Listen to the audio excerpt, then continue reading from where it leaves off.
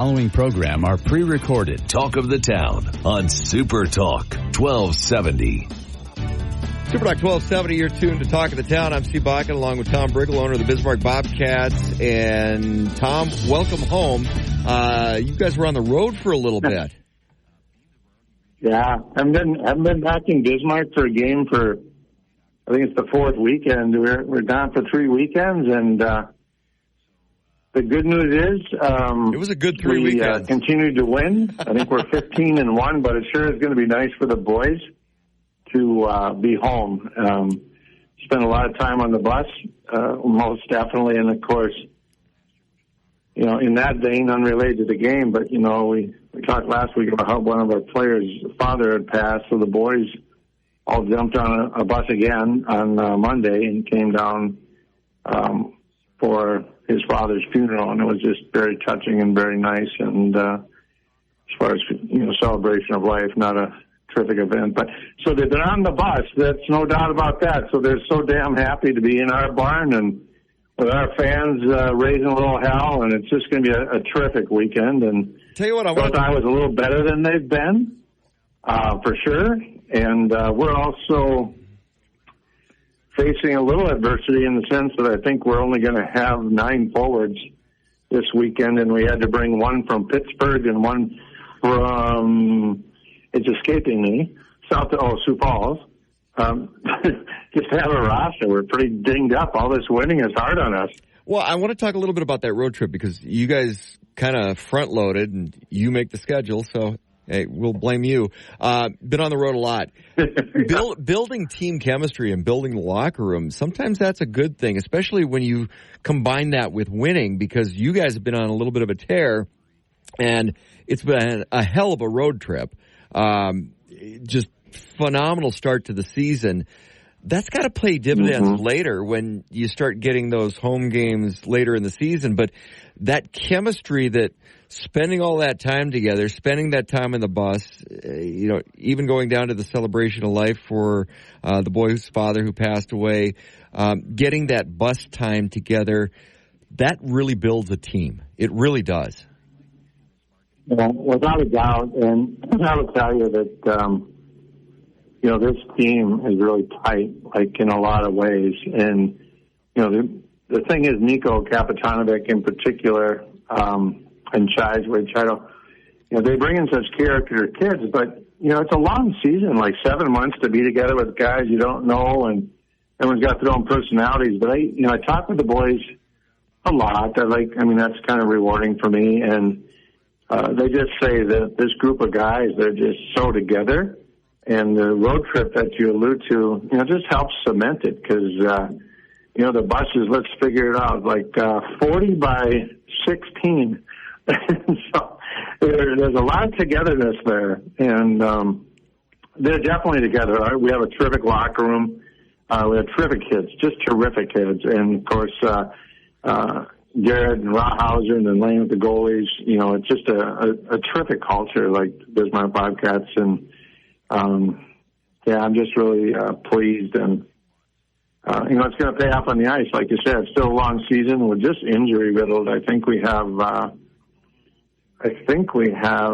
7 guys injured, and so we need to overcome that, like every year. But we're really deep. We're deep enough to continue to compete, and kind of excited for the weekend. And I hope to have those guys get healthy and get back. North Iowa coming to town, the North Iowa Bulls, like you mentioned, they're a little bit of an improved team this year. They are, without a doubt. I think they're just under 500, and they've got some good talent, solid talent. So I'm excited to have them in. You know, we've talked about how this year we expanded the division, so we have 2 new teams. And, you know, initially I was kind of like, I don't know if that would be my favorite, but it's kind of growing on me because the fans get different flavors of players and such. And we still got Aberdeen down the road, and St. Cloud we haven't seen. We have seen Minot and Austin.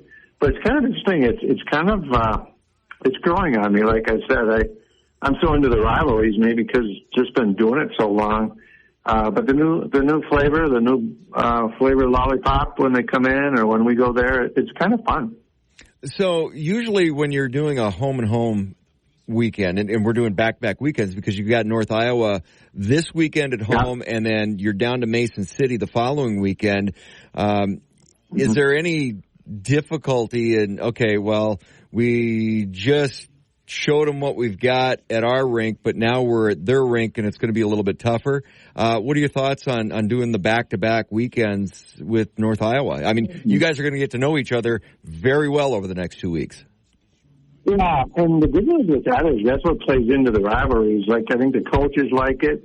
I think the players like it because it's intense. So whatever happens this weekend, then next weekend, whichever team is, on the losing or the split end, whatever it is, has an opportunity for whatever you want to call it, revenge. But also, the players kind of get to not like each other that much, so the intensity level grows. So I like the back-to-back. Scheduling in general, and we've talked about over the years, and like this year we're so front-end loaded, and I've avoided, as we've talked about, pheasant opener like the plague, but this year there was no option. So, Bismarck just being one of the stronger teams, we just took it. Turned out, we damn near sold out, so that's okay too. But the back-to-back, it still gives us the rivalries. I like it. I think we have some others like that. It might be Aberdeen home and away 2 weekends in a row, just as the schedule worked out, and I think that's a plus, really. All right, a lot going on this weekend. Of course, there's no place to have a hockey game than the VFW Arena. Puck drops at 7:15 this weekend, Friday and Saturday night. And you've got a lot going on for the fans and for the veterans this weekend. Yeah, we do for sure. And as far as the Bismarck, like the VFW, I get so many compliments from just players that we recruit and parents, and we just think we have one of the best shows in junior hockey. And, the fans and the Flames and just Brad with the music. And I don't know, it's really fun. And we're, like I said, not arrogant about it, but just through a lot of time and a lot of people's effort, we kind of kick in some ice. And I like that. But this weekend special, you allude to, so Brad's got some special military jerseys. It's our military weekend, so both Friday and Saturday the boys will be donning military jerseys and also special military helmets, and they're very cool. And the objective there is last year I think we raised about $6,000 or $7,000 for the honor flight. So we raised about I think 6 or 7 last year. We're hoping to raise even more this year for that event. It's really quite the event that the military gets to go on, and we're glad to be part of that. And so we're going to auction those off on both nights and raise some money, and really excited about that. And not only that, but God, they look so cool. The boys are just going to, they'll feel good in them, and the fans will love it. It's a terrific look, and we're really excited about the weekend. I saw the jerseys. They look really cool, too. So if you want a commemorative jersey, Brad showed them to me, and they are phenomenal. Looking forward to seeing those on the ice. He was telling me about the helmets. I hadn't seen the helmet yet, so looking forward to that this weekend. Helmets, we did that last year, and they're really cool. They're in the same pattern, same design. They're made at a place in Fargo, actually, and they're painted. I mean, they come up with their design, and then they repeat the pattern on the helmets, and they're just slick as heck, really. And so maybe some of the old beer leaguer veterans want to have a helmet on Thursday nights, and so they can buy one of these in an auction. They're really cool, very cool. Going to a great cause, helping the Western North Dakota Honor Flight. Of course, they're sending the veterans to Washington, D.C. to see the memorials.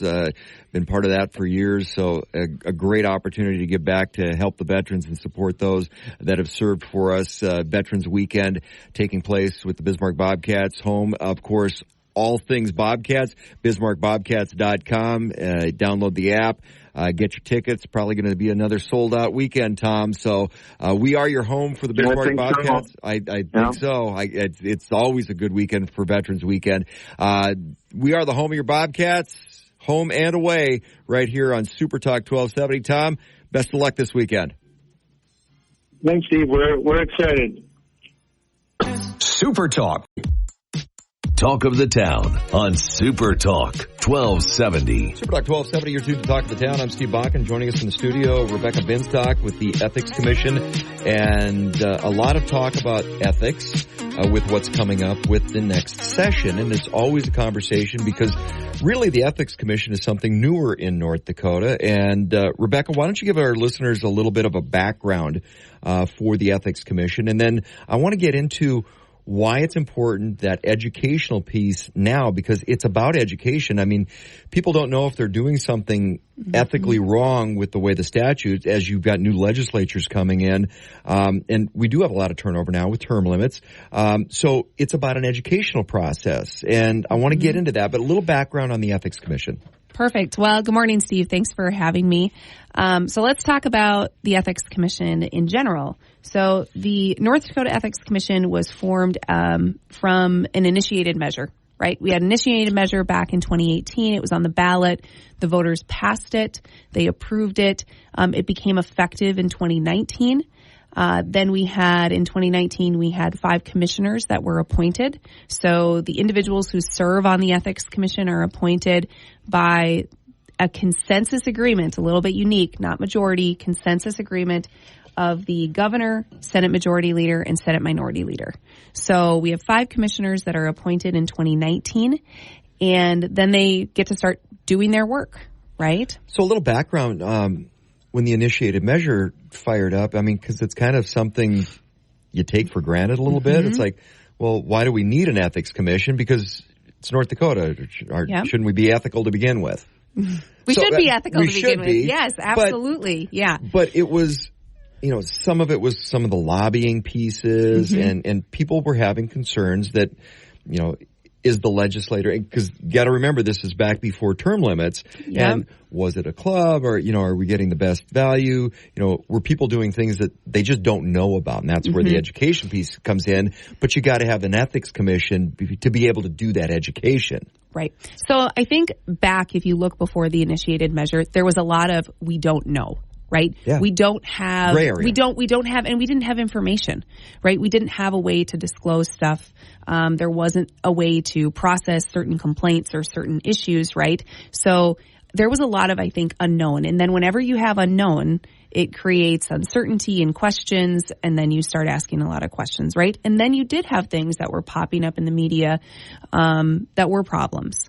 And so then you can people would take those and then run with it, let's say, right? So with the Ethics Commission coming into place, let's fast forward. So what did the voters put it into place? What does it actually do, right? It's about setting up standards and rules so people, and it doesn't matter what industry you're in, if you're in politics, if you don't know the rules of the game, then there's an opportunity to blur some lines, whether intentional or not. Whether intentional or not. And that is the education piece of the Ethics Commission, because it's here. There's no gray area. You know where the line is, and you don't cross it. Yep.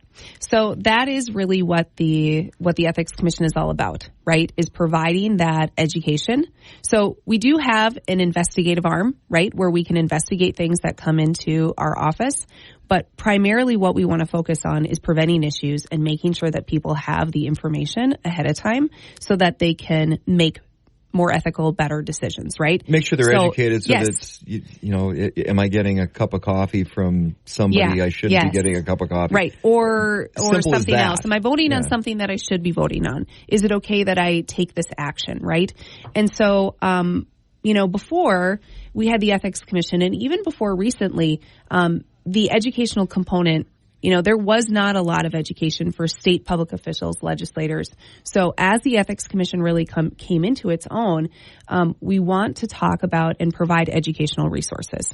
So that can be done, and we do it through a variety of ways. So the very first thing that we have is we do webinars. We talk about, we have educational sessions that are an hour-long discussion on a topic, okay? So that is one of the first things that we put out. You can listen to those on our website. Those are available to everybody. So the other thing that we've done is we've made information hopefully accessible, meaning that you can access it if you need it. Well, there's and that's kind of three components to this. So, and we're talking about the legislature coming into session now. Yes, legislature's coming into session. The legislators being able to go, okay, I have a question, and being able to go and look at those guidelines. But the media as well to know, if you're going to go chase a story down, was something ethical? Is there a violation there or not? Yep. And then the public, because it's about the constituents, and having that knowledge as a voter and a constituent and a taxpayer and resident of North Dakota is very valuable too, because I'm a big proponent. People should be doing their homework, and there's some accountability, and you should know what is right and wrong, especially today with social media, because good Lord, something can get off the rails in a hurry because it's rumor and conjecture and it's not factual and stuff can go in different directions because of social media today. So having the ability to know all the information, and as the Ethics Commission has really turned into an educational resource, I like the direction you guys are going. Yeah. Because there was a lot of trepidation when the Ethics Commission first was created. Yeah, they were concerned, a lot of individuals were concerned that it would be this gotcha kind of entity, that it could be politically weaponized, that sort of thing. Correct. And that's still, we have to address some of those concerns and some of those issues on the investigation side. But it really comes down to providing information to the stakeholders, like you talked about, the public, the media, public officials, right? And how we do that really comes down to what, especially as we are moving into legislative session, right? That we are pushing forward with that. So, also keep in mind that as we are doing education, so just to kind of give you an idea, so far this fall, right? We are currently in the organizational session, right? Organizational session is here right now. And so we've been doing education specifically with legislators. So that's been our focus for the last few days. Let's give them the information that they need to know, best practices, and let's not do it in a big auditorium, bring them all in. We want to have one-on-one conversations. We want to have small groups. So we've been doing that. We also provide a lot of information to them ahead of time so that they know. And also that quick guidance, right? Informal guidance, like, hey, should I be doing this? Should I not be doing this? Where's my crib notes? Yeah, where's my notes? What do I need to do? So we've tried to create kind of workable things, because they're not legislators, 100% of the time, right? Or they're new. So we try to provide them with those resources. And as a quote unquote citizen legislature, which I'll debate at times, but you do have people working in the private sector and doing other things, and there is an opportunity, whether intentional or not, for the private side to bleed into the legislative side, and they need to know that. Yes, yeah. And I think that a lot of individuals who serve in the legislature that have that are aware of that, and that's one of the things that we're talking about. We're talking with Rebecca Minstock with the North Dakota Ethics Commission. This is Talk of the Town on Super Talk 1270. Your destination ideas, RM World Travel. Sunday morning, starting at 5 on Super Talk 1270 and the free Super Talk 1270 mobile app. Welcome back to Talk of the Town on Super Talk 1270. Super Talk 1270, you're tuned to Talk of the Town. I'm Steve Bachel. I'm with Joe Sheehan from Benchmark Mortgage. He is your mortgage planner. Give him a call, 701-400-3926. It's crazy. It's still like you're one of three phone numbers I remember, Joe. It's kind of... Given today's age when we don't remember phone numbers anymore, I always remember your phone number. That's awesome. That's what I want. Remember, just remember this number. 701-400-3926. All right, so I got a couple questions for you. Now, we saw a huge spike in the stock market. We saw some things going on over in the Asian markets, different foreign markets, just from Trump winning the election. Things have settled in a little bit now. What are things looking like? Because this is going to have a big play into what takes place with the Fed the rest of the year when it comes to mortgage rates. Yeah, and of course the bet, the bet on mortgage rates is that mortgage rates or rates are higher under Trump. Now, what does that mean? Well, it doesn't mean that they go higher. It just means that maybe they don't go as low as they might have under, a Kamala, administration. And why is that? Well, because rates do worse when the economy's hot. That's how it should work. And the bet is that Trump economy is a hotter economy, that it's a growth economy, that it's a company that business thrives in because of deregulation and friendly tax policies. And so that's not unexpected. Now, but where could the Trump administration help interest rates still moderate and maybe go lower? Well, I will tell you something nobody is talking about, but the deficit is a massive landmine that the economy is waiting to hit regarding interest rates. $35 trillion so right literally now. Go ahead. $35 trillion right now. And that was one of the questions I had because, Elon Musk and Vivek Ramaswamy, they have been put in charge of a new department in the federal government to cut bloat, fat, pork, waste. Elon was talking about out of a $6 trillion budget, taking $2 trillion right off the top just from waste, increasing government efficiency. That plays into the deficit as well. And that helps interest rates. Yes. So, but now that's not overnight though. That doesn't help you overnight. That's a longer play, right? Right. And so what would help interest rates right away is the job market getting soft, the economy not doing as well. That would help you get better interest rates right away. So I don't know. There's hope that the Trump economy is still a soft landing for everybody, including interest rates. Do interest rates have to get higher under that economy? They don't, because here's the two. Like I said, the first thing is the deficit. If you don't have to worry about the deficit, then that can help interest rates. And real quick to explain why that would help interest rates is, number one, if people lose confidence in buying your debt, you have to pay them more to take it. And so one of the things you had to worry about with the direction our debt was going is, could our economy have been downgraded, meaning we have to pay more to everybody who buys our treasuries to take them? Well, if we get it under control, hopefully we can still be the best place to buy safe money from. And that means we could pay less for people to buy it from us. Now, the other thing that was out there that was going to be an issue is inflation. The producer price index just came in this morning. The CPI came in. The consumer price index came in yesterday, a little hot, over 3%. The Fed targets 2%. And the PPI comes in a little hot, about 0.1 hotter than it was expected. It was expected to come in 2.1, comes in 2.2. And so inflation is still a stubborn bugger. Maybe a Trump economy can help inflation while growth. Now, that's tough to do. You're gonna heat up the economy and try to control inflation. That's nearly an impossible task. But what we do expect to come from Trump is that friendly energy policy.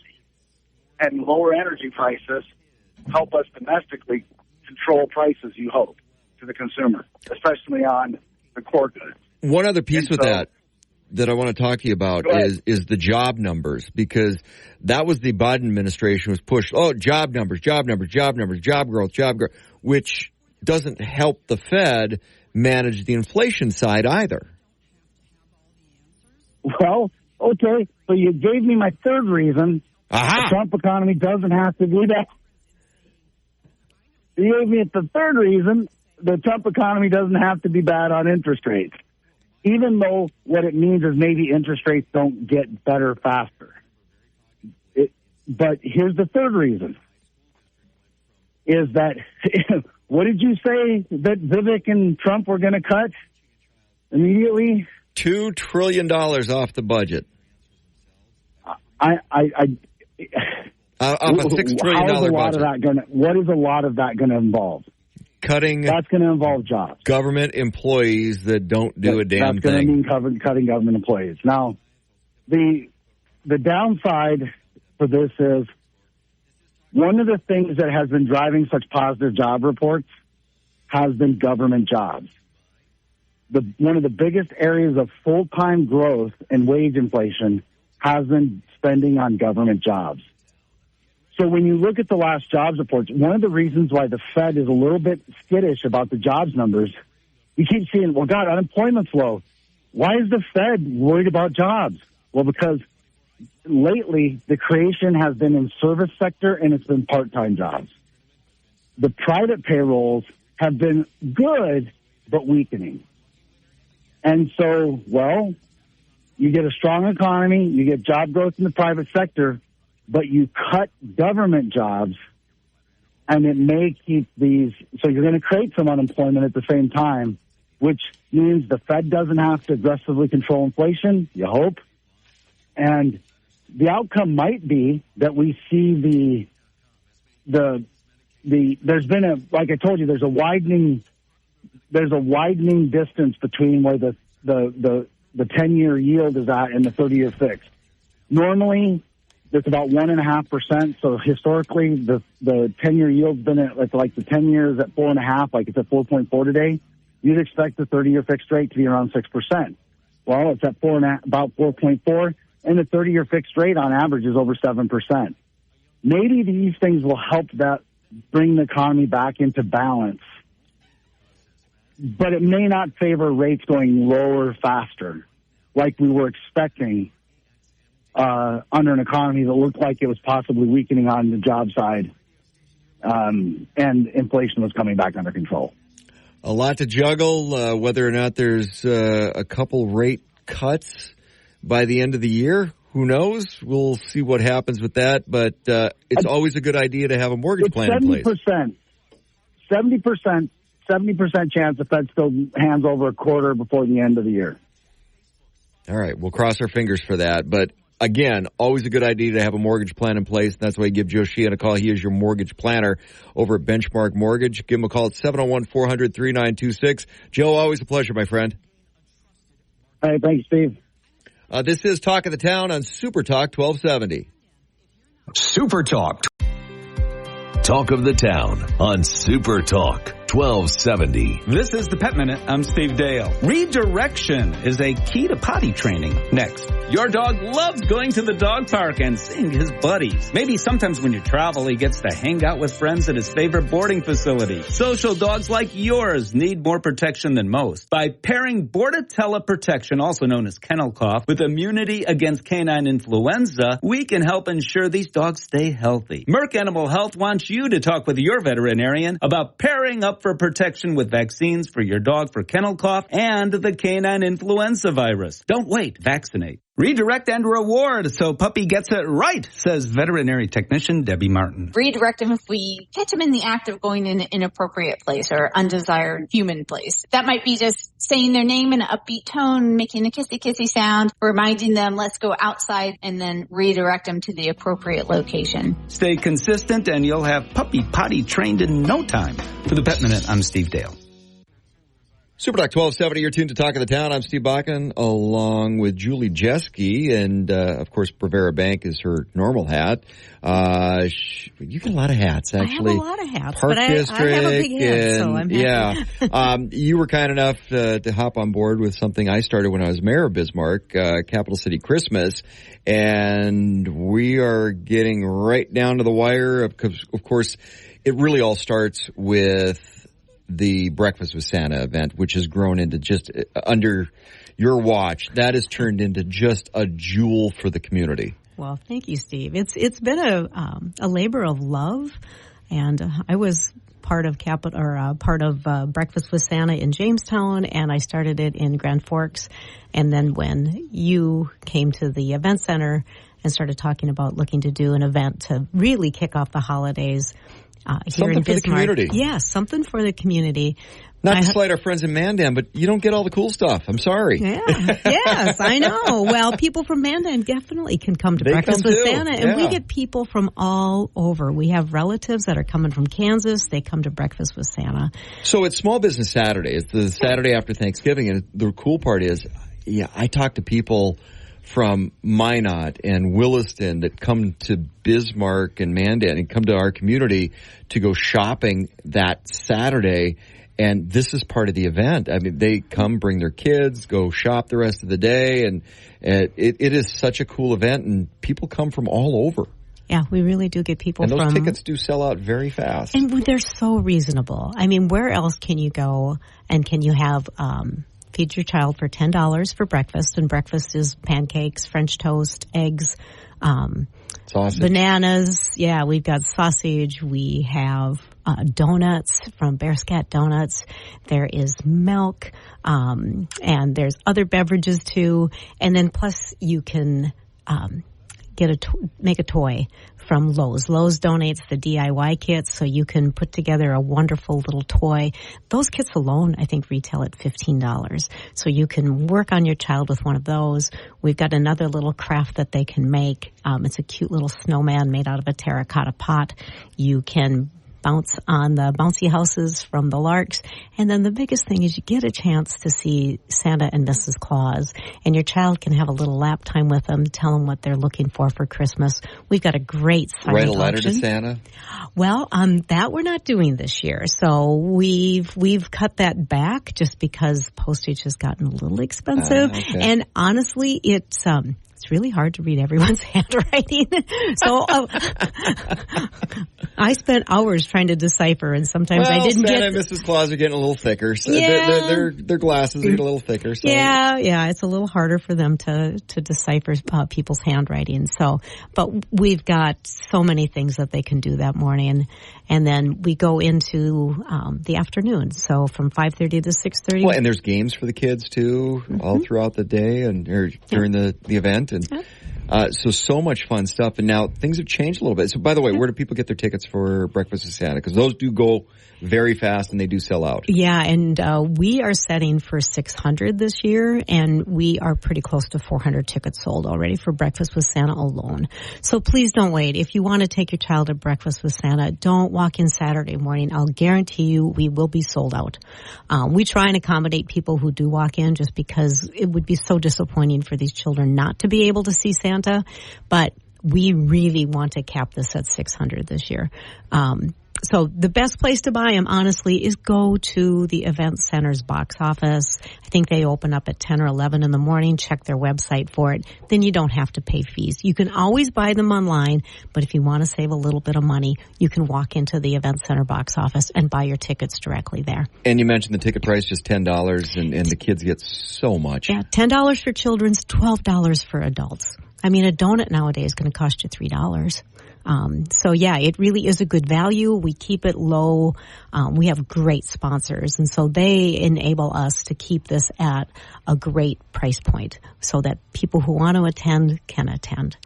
And then in the afternoon from 5:30 to 6, so after Breakfast with Santa, we'll probably wrap up about 12:30.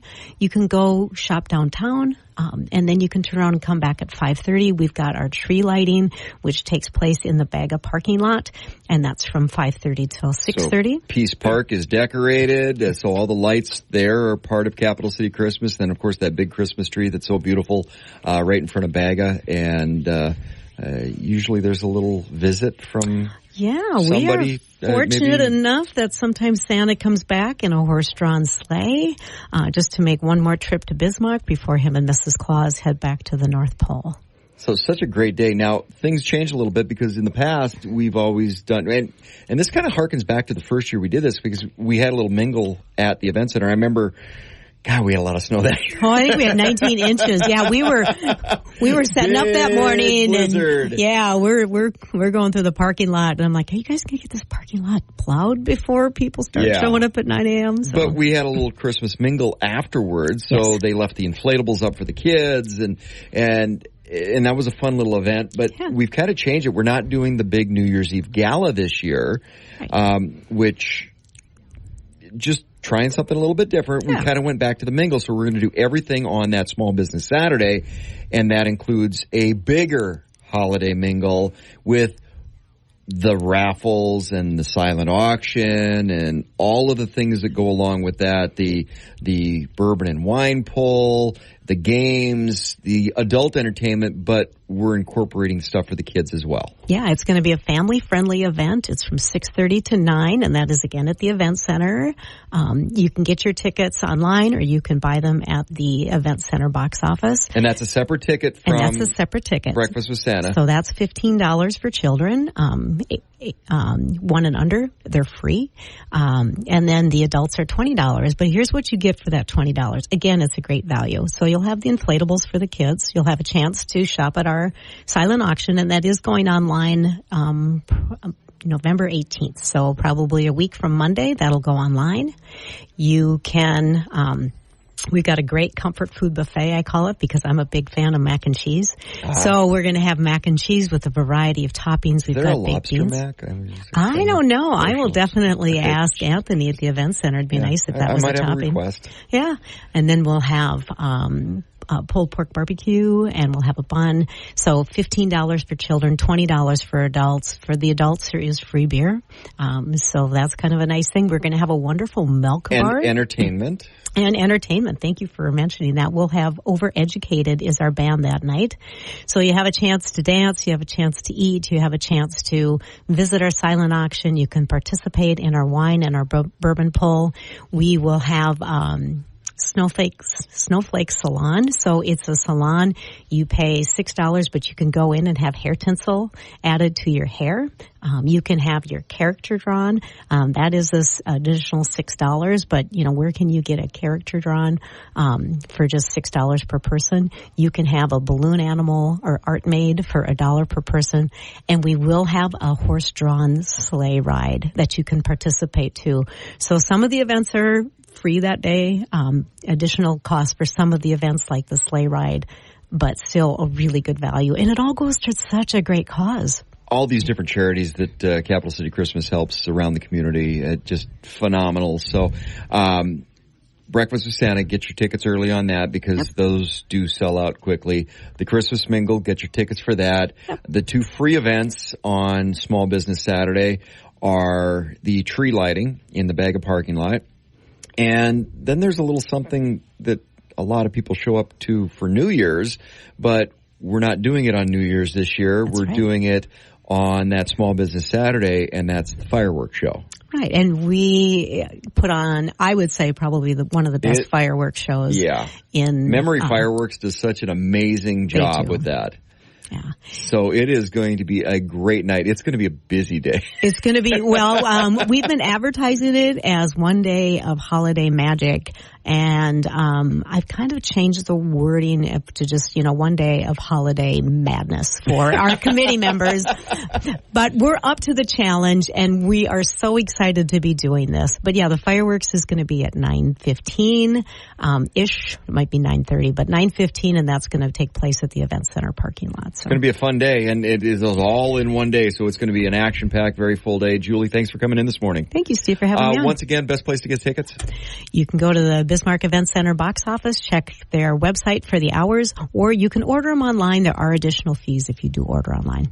Capital City Christmas, Small Business Saturday coming up on Saturday, November 30th. Get your tickets for that. It's going to be a fun day. This is Talk of the Town on Super Talk 1270. Talk of the Town, weekday mornings starting at 9 on Super Talk 1270 and the free Super Talk 1270 mobile app.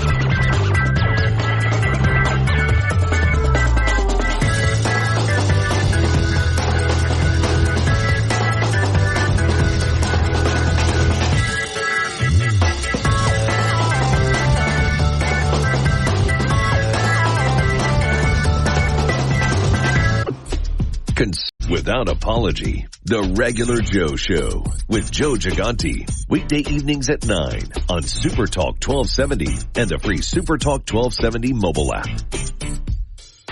Portions of the following program are pre-recorded. Welcome back to Talk of the Town on Super Talk 1270. Superdoc 1270, you're tuned to Talk of the Town. I'm Steve Bakken, along with Eric Grabowski, former associate professor of communications over at Dickinson State University. Eric, it's been a while. Thanks for coming back on. Happy to be back, and I am going to just mention for this week, Happy Veterans Day, which is Monday of this week. By the time this is out there, and Happy Veterans Day to all of our veterans in any capacity that they served. All right, I want to start in with Dickinson State University. Of course, Veterans Day was Monday, and everybody, I hope you had an opportunity to thank a veteran. You know what? You don't need a day to do that. You can do that at any time. I do want to start with Dickinson State University, because we haven't had an update for a while, and they've had some interesting things going on. Interim president, presidential search, and a little backstory on the history of this. This goes back to... Well, I'm going to ask your opinion, because I don't think it was completely in good faith, some of the negotiation with the nursing program. And the history of DSU goes back a little bit further than that, but I think that was kind of the trigger point, wasn't it? It was. It really was the culmination of almost everything since about 2020. And we've covered so much on this program, and we covered this summer pretty much in the lead up to the fallout and the fallout itself. So, yes, in my view, and I always say my well-informed view, that the Dickinson State University administration at the time and the Chancellor, Hagerott, who is pretty much a lame duck, did not adequately deal with that nursing faculty situation, and things could have ended much differently than it did. So they were left with a major gap that basically Mayville State University and DSU have had to pull things together in terms of maintaining some semblance of a nursing program, and then some discussion of looking toward the future, and we can talk more about what that may look like. But basically what has happened, it was the intention of the Chancellor and the board by the end of September to have in place an interim president at DSU, and of course before then Ty Orton, the DSU Heritage Foundation head, was put in as acting president. However, North Dakota Monitor reported on this, and that basically the state board decided, and aspects of this were in executive session, so we don't know every detail, but they basically came out of executive session and decided to name Ty as the ongoing acting president, and that has continued. It's going to have to be on a month-to-month basis. And they punted. They did not name an interim president, and so then they moved to a plan to move forward on the search. We could talk more about what that looks like. So that's where we are now. The nursing situation is challenging from different things we hear publicly and sort of in different loops. There are opportunities in the future for growth and regrowth. That depends on the quality of DSU leadership, but there's no guarantees, as I've said before. All right, I want to back up because there's a lot to unpack there. First and foremost, we are at such a crisis and shortage when it comes to healthcare providers. That's why the Dickinson State University story with the nursing program is as big a story as it is. We need nurses. We need a lot of nurses. How's that program working for DSU students? Are they getting a lot of that education online? Are they getting or having to travel to Mayville State? What is that program currently looking like for those students? So my understanding of it is right now aspects of it are going as planned, as best as possible in terms of basically at a faculty administration level, it being governed by two faculty from Mayville in cooperation with, DSU administration. And then in terms of what is available to students either locally in terms of, adjunct faculty, and then online learning that may loop back to Mayville or elsewhere. So there's a gap at DSU in terms of having enough full-time faculty, and they may have hired a few full-time faculty on a now basis to handle certain things. But there are gaps. Again, there are challenges for the students that were in the programs that have decided to stay. My understanding is they're getting what they can to move forward in their programs. while then DSU now is navigating what the future is going to look like in terms of nursing programming at DSU. Okay, I want to come back a little bit to other programs as well, because Dickinson seems to have had struggles over the last several decades of putting all the pieces together in a way moving forward, because there's been little, I'll call them kerfuffles. There's been little hiccups and bumps in the road that have been part administration, part past presidents. Just everything's not been on the same page. There's been a disconnect. Is that what this delay with trying to find the right president may be? Because putting somebody in place that's been part of the establishment to a certain degree, I don't know is the long-term future for fixing some of the other ills at the institution, because that's what the long-term goal should be, is for the best outcome of the students, fixing the integral problems within the institution. Are you getting a sense that that's what they're trying to focus on, is making sure they have the right president for the right fit to make some changes?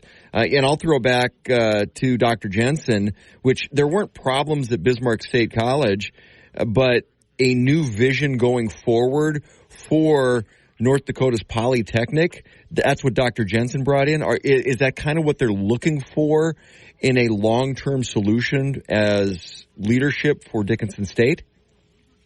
My opinion, and again, keep in mind, we don't know everything that was discussed in the September executive session, but my opinion is they probably punted on the interim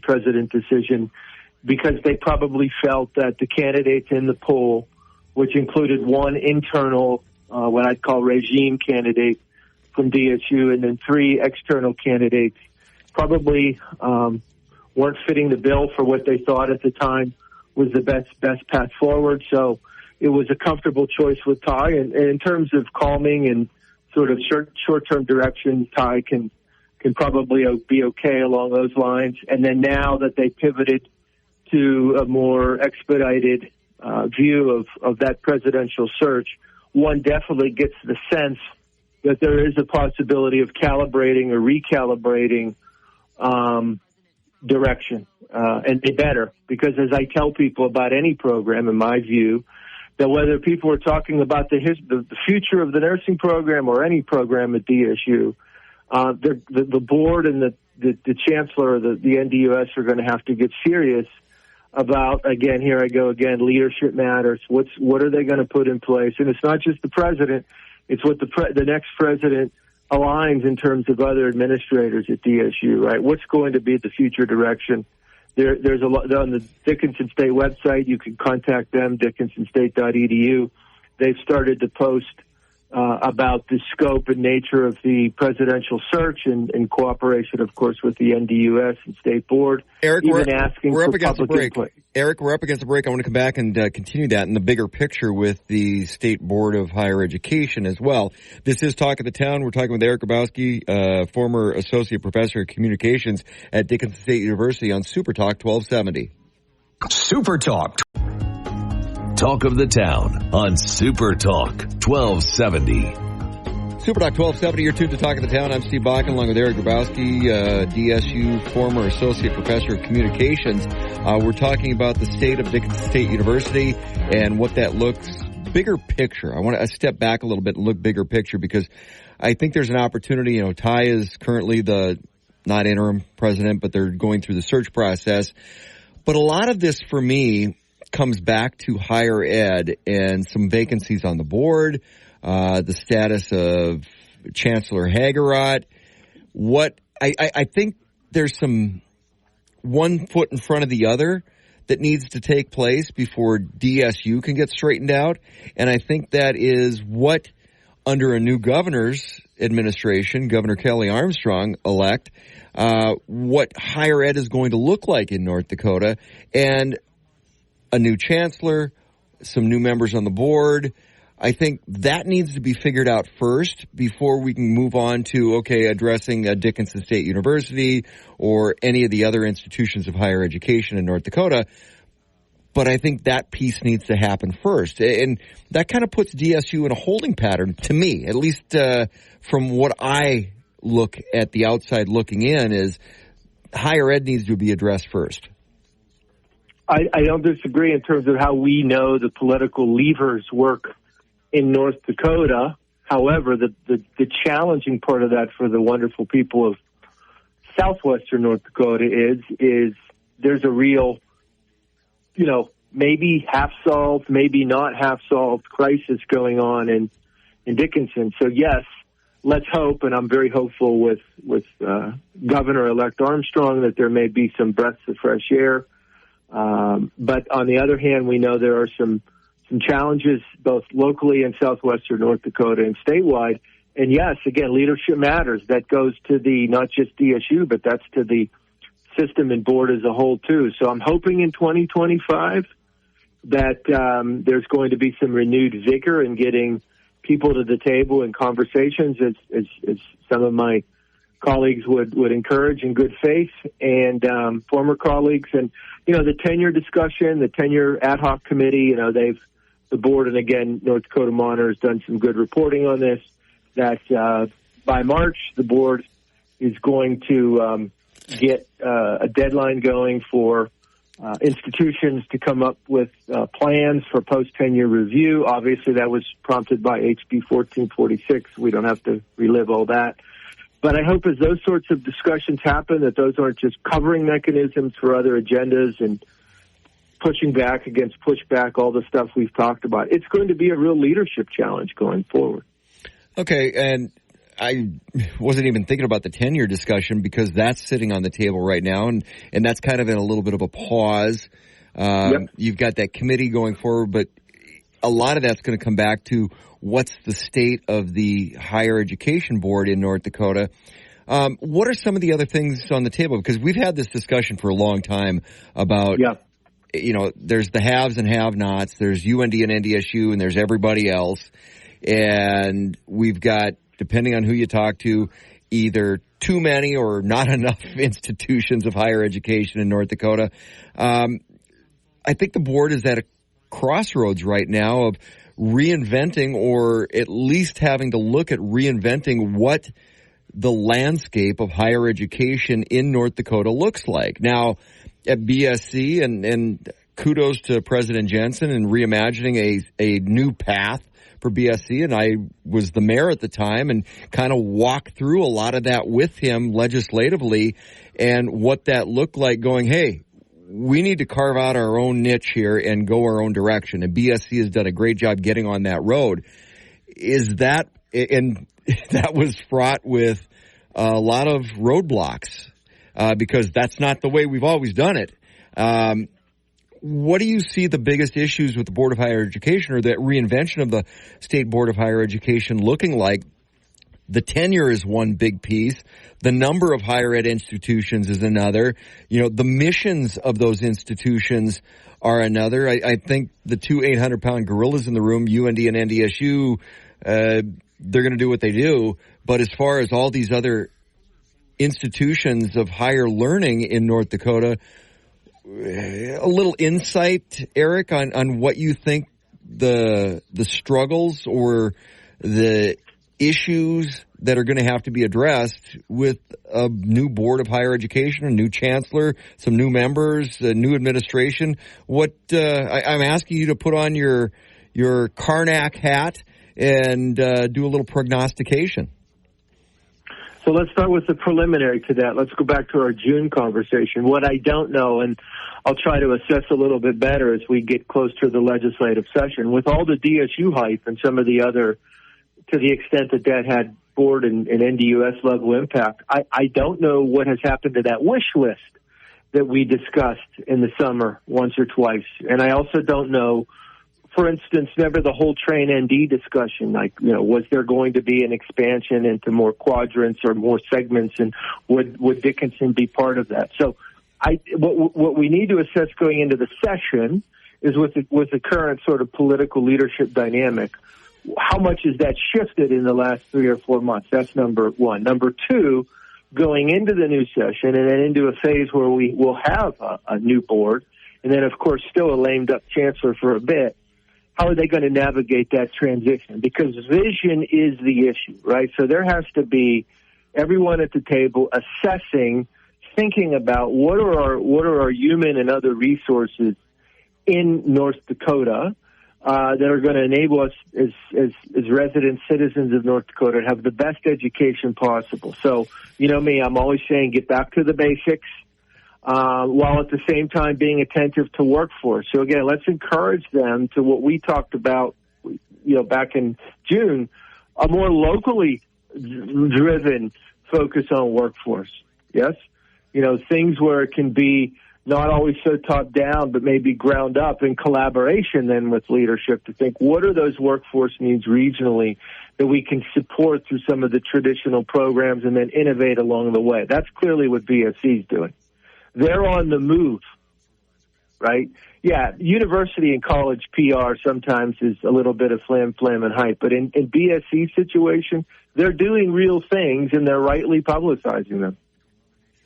We're talking with Eric Grabowski, a former associate professor of communications at Dickinson State University. I want to come back to that local workforce piece, because if you're going to talk about that, then you're also having to roll in DPI and the CTEs and what those look like as a precursor to the workforce issues with education.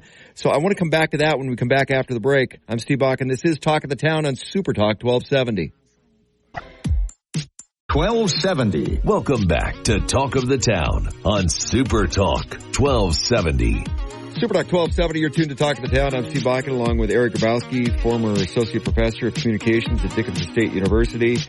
Just wrapping up on Dickinson State University and the state of higher education here in North Dakota. What's your final words? I encourage the public to get interested in what's happening at DSU. The Dickinson Press has done some good reporting, and of course the DickinsonState.edu. Look at the timeline. They're going to be gathering public commentary input, which is important. So from the nursing situation backward, there's a lot to think about, but as many would rightly encourage, let's have a forward focus too. So if folks have thoughts and concerns and questions about the direction of DSU, get involved in what's happening locally at Dickinson State University.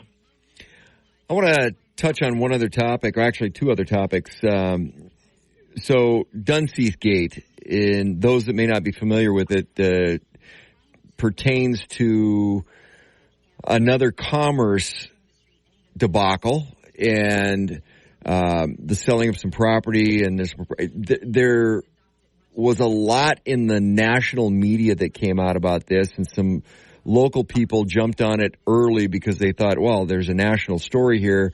Come to find out, there's not as big a story because there's a lot more to it.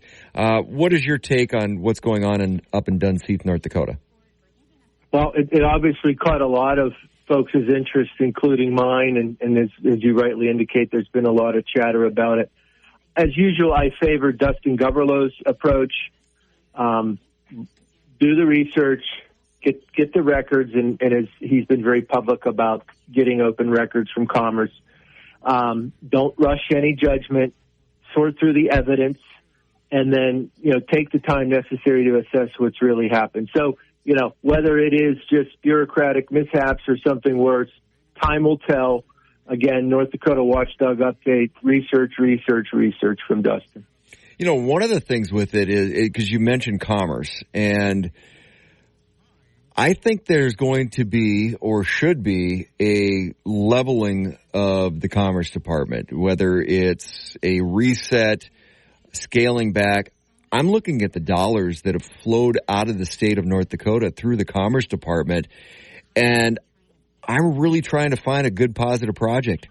They have been spending so much taxpayer dollars at the behest of Governor Doug Burgum, and funneling money out of the state, because that's where I always bump heads with Burgum on his economic development. Is his idea is, well, we created a few jobs, but you're funneling money out of the state of North Dakota. You're not bringing institutional wealth into North Dakota. And I've got a problem with that from an economic development perspective. How much of this do you think is going to go back to Commerce and Governor Burgum on, yep, another failed project? Let me tell you this. If I were in the legislature, I would be ringing the bell to set up, and maybe some people have this idea already. I haven't looked into this, but I would be definitely setting up some sort of legislative committee or post-session review or something to assure the citizens of this great state that their tax money and their other resources that are going to commerce are setting up a model where it's outside in, not inside out. Because the job of a state-level commerce, of course, you partner sometimes with things outside your state. That's a given. But their job is to cultivate economic development properly, ethically, legally within North Dakota, for North Dakota. Yeah. And that would be like a key issue for me. Well, in conversations with our governor-elect, I'm hoping that there will be an overhaul, if not a complete dismantling of the Commerce Department, at least in its current iteration, and how that plays out to taxpayer dollars in North Dakota, because I'm just not seeing the benefit within the state. I'm seeing plenty of benefit outside of the state, but just not a lot of benefit in the state. I want to move on to one other story real quickly while we got you on the phone, something that people around the Dickinson area have been following, Keith Schmidt, missing person. Yeah, so I did an article on a freelance basis for the Dickinson Press in September, what happened to Keith Schmidt. I've encouraged folks to check it out. It is open access because it's a currently active case, and Keith William Schmidt went missing on May 20th, 2024 in Dickinson, last seen then on a neighborhood camera. And so the case is still open. Still, Keith has not been found, or remains haven't been found. So read the story. There's a lot of detail there. This is certainly as they say, a without a trace sort of situation as of now. There's some things that are known. There's a lot that's not known. I will say that from the article, a family member had asked that, especially during the hunting seasons, for folks to be on the lookout. And recently, on a Facebook post, the Dickinson PD has reiterated that. So as hunters are out there, wherever they are, or whoever's hearing this, please do that. In that article, there are some additional pictures than what had been made public before. Obviously, at this point, if it was foul play or if it was suicide, the family wants closure. But there is that possibility. We hope that for whatever reason, Keith might be out there somewhere on the move, might be in need of help. So we're just asking folks, hunters, not hunters, wherever, please be on the lookout. Again, the article is What Happened to Keith Schmidt, Dickinson Press. So this is an open case. Are there any lines of investigation that law enforcement's currently following? Do they have any leads on anything that's taken place, or do they have any theories set up, or is it just kind of a big unknown right now? So seemingly unknown. Now, I will say, especially because, the possibility that foul play could have been involved, understandably, they're guarded with what they're saying publicly to protect the current investigation. So they have gotten a lot of leads, as they've said. They've continued to sort through them. They've, gone through, neighborhood cameras and talked to various folks and been collaborating with contacts and family members clearly. So they're not saying a lot. I can tell you just through some of the reporting in the article and some folks that have gone on the record and some background sources, there definitely was that period of time leading up to May 20th where, and again, I outlined it in the article, where aspects of Keith's business and communication habits began to shift. So there was something going awry at that point, and seemingly the law enforcement would be looking into that, and hopefully from that period of time and beyond, assessing these various leads and tips and thoughts that they've been getting. If people want to read that now, it's a big unknown. If people want to read that article, where do they find that? It's the DickinsonPress.com, and it is just, what happened to Keith Schmidt.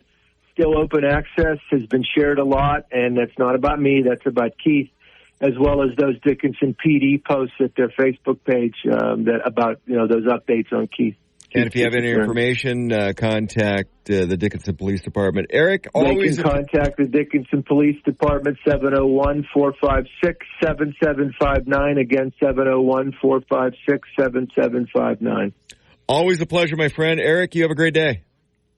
Thank you, sir. I look forward to coming back again.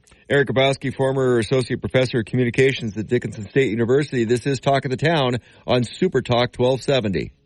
Talk of the Town, weekday mornings starting at 9 on Super Talk 1270 and the free Super Talk 1270 mobile app.